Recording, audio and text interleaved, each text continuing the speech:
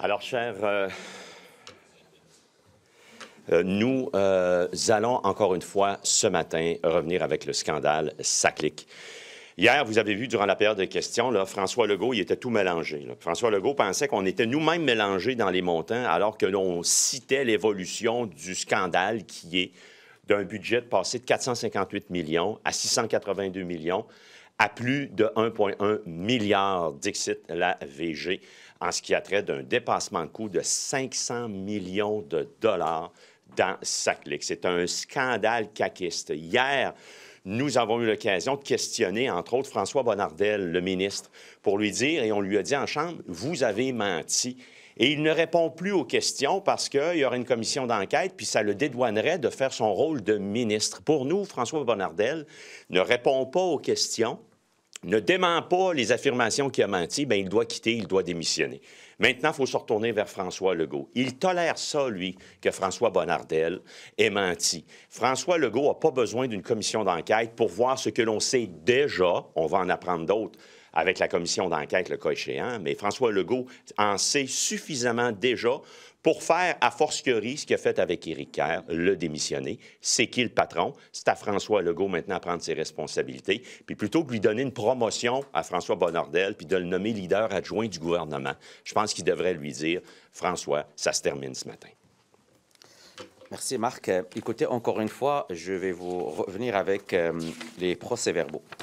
Quand on dit décaviarder, c'est devenu un mot à la mode maintenant au Québec, mais j'ai la preuve aujourd'hui qu'en 18 mai 2023, le CA mandate PwC pour définir les volets de celle-ci et souligne que le rapport devrait être produit en juin 2023. Il ajoute que le mandat a été confié de manière conjointe avec le ministère de la Cybersécurité et du Numérique. En bas, c'est caviardé. Comité de technologie de l'information et de la cybersécurité, 31 mai 2023. Voilà.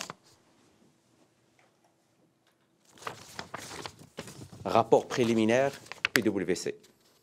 Caviardé. 7 juin 2023. Le PDG informe les membres des travaux du cabinet PwC. Un rapport préliminaire portant les technologies de l'information a été présenté aux membres du Comité des technologies de l'information et de la cybersécurité le 31 mai et les grands constats du rapport annuel pourront être présentés aux membres du CA le 22 juin 2023. Le 22 juin 2023, réunion du conseil d'administration, rapport PwC. Voilà. Donc, si M. François Legault n'était pas au courant, si Mme Guilbeault n'était pas au courant, si M. Bonnardel n'était pas au courant, je les invite à dévoiler ces études et à décaviarder les procès-verbaux. Vous allez me dire que je ne vous parle pas de Ernst & Young, EY.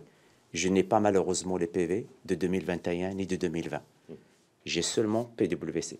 Donc, quand on vous dit depuis le début que la preuve, elle est dans les procès-verbaux, et ça coûte 0 $ aux Québécois, s'ils décaviardent, on va avoir la conclusion suivante. Les membres de CA recevaient de la bonne information. Le ministre a eu une rencontre en 2021. Il a demandé un suivi. Ils n'ont pas commandé un seul rapport. Ils ont commandé 2 rapports. EY, PwC, les deux arrivaient presque à la même conclusion. Les 2 rapports, ils ont coûté aux contribuables québécois 700 000 $. C'est ce que l'enquête du devoir nous révèle aujourd'hui. Donc, encore une fois, la conclusion est très claire. M. Bonnardel a menti aux Québécois, n'a pas été à la hauteur de sa responsabilité ministérielle. Et à part voir un ministre en colère, il aurait dû juste dire, le jour de la sortie du rapport, au lieu de se lever en chambre et me dire « on vous a menti, on nous a menti », ils ont menti aux autres collègues ministres, notamment la présidente du Conseil du Trésor, c'est complètement faux. Il a menti parce qu'il était au courant, il a eu des briefings au sein de son ministère et il a demandé des suivis et les 2 rapports confirmaient ça. Merci. Sur ces rapports, M. Déragi, ils disent essentiellement le contraire de la vérificatrice générale. C'est pour cela aujourd'hui, on demande le dépôt de ces rapports d'audit. Les rapports d'audit, à la lumière de ce que j'ai lu aujourd'hui dans le journal Le Devoir, Au début, ça allait bien. Il y a un moment où il y avait des voyants rouges, ce qui est accablant. Souvenez-vous, il y avait 2 PDG. L'arrivée du nouveau PDG, elle scrape le rapport de EY et demande à notre rapport PwC, c'est ce que les PV du conseil d'administration le demandent. Le rapport de PwC, à la lumière de ce que j'ai lu, il y avait des voyants rouges qui disaient on ne peut pas aller de l'avant. C'est pour cela qu'aujourd'hui, la motion demande publiquement à François Legault et à son gouvernement de rendre publics les 2 rapports d'audit. Ils étaient payés par l'argent des contribuables. Qu'est-ce que ça vous dit sur le travail de la vérificatrice générale? Je ne suis pas là à commenter parce que je n'ai pas vu l'ensemble de son travail. Donc, je me limite à ce que j'ai vu. Je corrobore le tout avec les procès-verbaux que j'ai et j'ai mentionné au début, je n'ai pas les procès-verbaux de 2021 pour corroborer la première partie de l'article d'aujourd'hui en ce qui concerne EY. Qu'est-ce que ça vous dit sur l'accès à l'information au Québec, puis sur la modernisation qu'on devrait faire, par exemple, pour les conseils d'administration? Mais j'ai une autre question. Si vous formez le prochain gouvernement, est-ce que vous engageriez à rendre public tous les rapports de tous les conseils d'administration des sociétés d'État? OK. Les renseignements nominaux. Il y a plusieurs questions dans votre question. La première, par rapport à l'accès, aucun problème. Par rapport à l'accès à l'information, je pense que vous souffrez, vous aussi, et nous, on souffre aussi. Moi, là, aujourd'hui, là, ça m'a pris une gymnastique énorme pour faire la ligne de temps, là, avec les procès-verbaux que j'ai. C'est beaucoup, beaucoup de travail, mais en plus, c'est caviardé. Il faut être très, très patient pour lire entre les lignes. Donc oui, par rapport à votre question, la loi sur l'accès à l'information est due pour être réformée. Nous l'avons mentionné. Ma collègue Michel Sitlakoué a même posé une question au ministre responsable. Quand est-ce qu'il va réactualiser et moderniser la loi à l'accès à l'information? Je pense que vous aussi, les journalistes, vous souffrez de ce caviardage. Maintenant, par rapport à rendre public, écoutez, je suis un administrateur de société certifiée. J'ai siégé dans un conseil d'administration, j'ai siégé même sur une société d'État. Je ne peux pas concevoir qu'un ministre responsable d'une société d'État ne suit pas ce qui se passe à l'intérieur de la société d'État. La société d'État est sous la responsabilité d'un ministre. La moindre des choses à faire, c'est qu'un de ton équipe doit suivre ce qui se passe, te lever des drapeaux rouges et en temps et lieu, il doit assister. Pourquoi j'ai posé la question cette semaine à M. Bonardel? Il a parlé de quoi au mois de mai 2022? Il a rencontré le conseil d'administration. Mai 2022, en plein début de fiasco. Donc, c'est M. Bonardel qui est responsable. Il n'a pas fait son travail. C'est démontré dans les PV et c'est encore une fois démontré aujourd'hui avec les 2 rapports de EY et PwC. La loi d'accès à l'information s'est resserrée quand les libéraux étaient au pouvoir. Resserré, vous êtes dans quel sens? Plus dur, plus compliqué, faut moins d'accès. Faut la moderniser. Et, à partir des années 2000, la loi d'accès à l'information, c'est devenu une huître. Et avant qu'on quitte le pouvoir, Kathleen Bill avait déposé un projet de loi qui est mort au feuilleton. Oui. Alors, et depuis 2018, depuis 2018, donc depuis maintenant François Legault dans sa 7e année, rappelez-vous, en octobre-novembre 2018, quand il avait dit « nous serons », rappelez-vous Simon Jolin Barrette, Sonia Lebel, pas Sonia Lebel, Geneviève Guilbeault, il avait dit « nous serons le gouvernement le plus transparent ». Le gouvernement le plus transparent. Alors, mon point, oui, il faut la moderniser. Il faut protéger les renseignements personnels, nominaux, les secrets commerciaux, le cas échéant. Mais là, on parle de ministres qui sont questionnés matin, midi, soir. On dit qu'ils ont menti. Il faut moderniser ceux qui prennent le pouvoir, ne réforment pas la loi d'accès à l'information. C'est une huître. Et nous allons faire en sorte de réformer la loi d'accès à l'information. De tous les CA des sociétés d'État serait rendu plus. Je ne veux pas établir un principe systématique comme ça, mais il faut moderniser la loi pour avoir un meilleur accès. Ça, c'est inacceptable. Il ne faut pas qu'il se cache derrière la loi pour cacher la vérité. Je veux dire, à sa face même, quand on dit discussion sur CASA, puis tout le paragraphe des 8 lignes est barré, je veux bien aider l'industrie du charpie au Québec, mais à un moment donné, il faut lâcher. À sa face même, il n'y a pas de secrets commerciaux, il n'y a pas de renseignements personnels nominaux. Alors, il faut moderniser ça. C'est normal, comme on est là-dessus, puis ça va aider mon ami Patrice, qui, je pense, va écrire un texte là-dessus. Ouais. Est-ce que vous trouvez normal aujourd'hui que les présidents de sociétés d'État, en raison d'une décision rendue contre Jean-Claude Screll, l'ancien PDG de la Caisse de dépôt, ne donnent uniquement les montants totaux de leurs dépenses sans donner qu'est-ce qu'ils font comme déplacement, ça va au restaurant, aux hôtels, quand ils font des voyages à l'étranger? C'est ça que la loi permet.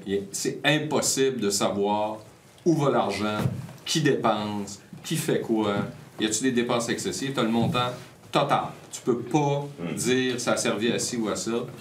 Si on va coûter 90 000, bien, il a coûté 90 000, tu ne sais pas pourquoi. Alors, je pense qu'il y a lieu d'avoir davantage de transparence, c'est souhaité plus de transparence, puis je pense que ça devrait être analysé. Vous avez commencé en disant, en mettant la responsabilité sur M. Legault, en disant Oui, le maintien en place. c'est lui le patron. Qu'est-ce que vous voulez que les Québécois comprennent puis la gestion de M. Legault dans son gouvernement, en soulignant le fait qu'il maintient en place M. Legault? François Legault, là, s'il était ici devant vous aujourd'hui, puis vous lui dites, OK, monsieur le Premier ministre, expliquez-nous ça clique. Expliquez-nous les dates importantes, les montants importants, les acteurs importants. Il en serait incapable. Il n'est pas au courant, François Legault. Lui aussi ne fait pas sa job. Hier, quand je posais des questions sur des chiffres que vous connaissez maintenant tous par cœur, 458, 682, 1,1 milliard, François Legault disait que je mélangeais tout puis que j'étais mélangé. C'était pathétique de voir François Legault, notre premier ministre, complètement à côté de ses pompes. Il n'est pas au courant de ce qui se passe. Ce que ça dit donc, c'est que François Legault est brouillon. François Legault tolère l'inacceptable, que des ministres se cachent derrière la commission d'enquête pour ne pas répondre à nos questions et qu'il donne une promotion à François Bonnardel alors qu'il devrait le démettre. Bien, c'est ça, François Legault, l'irresponsabilité à la plus haute sphère de l'État. Non, il est rendu leader adjoint. Il a pris Éric Kerr, qui était leader adjoint, puis il l'a remplacé par François Bonnardel. Alors, bon, ben, peut-être qu'il veut y faire suivre. C'est peut-être un prélude, il veut y faire suivre le même chemin. La prochaine étape, c'est dans le fond. Continue à réclamer la récusation du juge Galland. Quelle valeur aura son rapport s'il refuse de se récuser? Il y aura toujours un doute. Les juges dans une cour de justice ne doivent tolérer aucun doute quant à l'équité, quant à l'impartialité. Et il demeurerait un doute. Pourquoi? Parce qu'il est l'ami de Sonia Lebel. Renforcement de la laïcité, un projet de loi qui est déposé aujourd'hui. Oui. Bien, la première question, c'est simple. Pour ou contre? On va le lire, comme disait Jean Lapierre, on n'achètera pas un cochon dans un sac, là. On va vouloir le voir. Je comprends que réservé des détails. M. Tanguay n'empêche qu'on rouvre la loi sur l'instruction publique, on renforce la laïcité dans les écoles. Je l'ai déjà dit, on est en faveur de moderniser la loi sur l'instruction publique. On a même fait des suggestions par le passé, entre autres pour venir modifier l'article 26. Marois Risky avait clairement indiqué que nous devions renforcer la liste des motifs pour démettre un professeur, notamment le non-respect de l'égalité homme-femme et non-prosélytisme. Alors, je l'ai dit depuis plusieurs mois, on est pour la modernisation ou venir bonifier la loi sur l'instruction publique. Maintenant, on va lire le projet de loi. Vous étiez contre la loi 21? Oui, on est contre la loi 21, bien oui. Donc, sur le principe d'étendre la loi 21 dans les écoles, de renforcer son application, d'étendre l'interdiction du port de signes religieux à d'autres on est contre. Pourquoi on a voté contre la loi 21? Parce qu'il interdisait, entre autres, le port de signes religieux par les professeurs. Ça, on était contre, on est toujours contre. Alors, s'il veut aller étendre davantage dans ce niveau-là, bien, on va être contre. Maintenant, moderniser la loi sur l'instruction publique, je vous ai donné un exemple tangible, on va être prêt à lire le projet de loi puis à travailler. La FAE dit que c'est une diversion dans le contexte actuel. Est-ce que vous partagez leur... Je pense que ce sont des sujets importants, mais aussi, on n'est pas dupe. Je pense que le gouvernement va bien ça changer le narratif. Alors, mais c'est un sujet important, puis on va être là pour travailler. Petit moment tendresse. Petit moment tendresse. Oui, petit moment tendresse. Qu'est-ce que vous retenez de GND? Je suis sur 21, pardon. C'est un peu en parallèle, mais vous avez vu que le fédéral va intervenir dans la cause au fédéral par la Cour suprême pour contester la loi 21. Ouais. Est-ce que vous êtes d'accord que le fédéral intervienne? Non. On l'a déjà dit. Le fédéral, par un fonds, entre autres, finance certains groupes qui peuvent contester la loi. Ça, nous sommes pour ça, ce fonds-là. Ils ont le droit d'aller contester la loi. Et j'ai déjà exprimé l'opinion que le fédéral serait bien avisé de ne pas participer directement. Bien, parce que le débat va déjà se faire avec des intervenants qui vont venir plaider sur la façon dont ils vivent et qui sont injustement traités par la loi. Le débat va déjà se faire par un fonds, le fameux fonds, entre autres, et qu'ils le sont. M. Tanguay, qu'est-ce que vous allez retenir de Gabriel Nadeau-Dubois? Première des choses, je vais le laisser, là, il a encore confirmé rien. On se doute un peu de ce qu'il pourrait annoncer, mais je vais le laisser faire son annonce. Ceci dit, sur une base personnelle, oubliez la partisanerie, oubliez là, les programmes électoraux. J'ai toujours eu beaucoup de plaisir. Puis là, voyez-vous, je ne veux pas en parler au passé, là, il est bien vivant, là. Mais Gabriel, c'est un chic type. J'ai toujours eu beaucoup de plaisir. Puis, je veux dire, on s'est beaucoup coltaillé, lui, à travers les années, lui et moi. Mais jeune père de famille, on va attendre son annonce, mais c'est un chic type. Est-ce que, une question de relations internationales, qu'est-ce que vous pensez du virage du Canada vers l'Europe, là, avec une entente Bravo. militaire? Et est-ce que le Canada doit se réarmer, donc le Québec doit aussi de se réarmer? L'armée canadienne relève du fédéral. Je pense que c'est une bonne chose que le fédéral se tourne davantage vers l'Europe et nous saluons ce développement-là, puis de poursuivre en ce sens-là pour être de moins en moins dépendant des États-Unis. C'est parfait. Est-ce qu'on devrait remettre à ce compte-là en question également le contrat qu'on a passé avec Boeing pour la fourniture des avions de patrouille maritime, que Bombardier... sur lequel Bombardier voulait aussi appliquer. Exact. Moi, je pense que ce serait une excellente idée d'aller réévaluer ça, d'aller voir les clauses du contrat et de le réévaluer effectivement. Il faudrait voir les pénalités, mais si on peut sortir de là, tout à fait, il faudrait l'évaluer. Vous pensez finalement que Marc Carney, Pardon? Que Carney, c'est un bon premier ministre? J'avais compris. Marc Tanguay. Moi aussi. Est-ce que, excusez-moi, votre question? Est-ce que vous pensez finalement est-ce que vous allez appuyer M. Carney? Est-ce que vous pensez... Moi, je ne fais pas de politique fédérale, hein? Je ne fais pas de politique fédérale. Ce qu'on va faire par contre, et je vous l'annonce, nous allons rapidement rendre public nos demandes dans le cadre de l'élection fédérale pour les partis de dire s'ils appuient ça. On va avoir des demandes très précises, notamment, je vais vous donner un scoop, le respect des compétences du Québec. Il y aura d'autres choses, mais en temps et lieu, on va faire notre liste de demandes. Mr. Dreyfus said from day one, when he received the report on the 17 schools, that the investigation showed that they were not all respecting secularism principles, that he would expand the banning of wearing religious symbols from teachers, vice principals, and principals to other members of school staff members. So what do you think about this possibility? Because he's going definitely ahead with this. Well, first of all, we'll judge the bill when it's going to be tabled. That being said, on the principle, we voted against Bill 21 because of the banning of the religious sign for the teachers. So expanding that logic for us on the principle, it's not a good idea. But again, why would not be? Because we have freedom, we have rights, and it's not because I have, for instance, a cross on my neck that I will be performing proselytism. So this is a shortcut, an intellectual shortcut. Again, we're against proselytism. The teachers are there to teach school. But that was a bad idea. So we'll see what will be tabled. But is there an impression that with all the, we have the charter, we have the neutrality law. Yes. We have Bill 21. We have this directive to ban prayers. And I'm sure I'm forgetting some laws that we have in Quebec to protect secularism. Do we have enough? Don't we have enough? I think that it's an important topic. We have to act on this, but with a balanced approach, the liberal approach, protecting each and everyone fundamental rights. And we need to have a balance.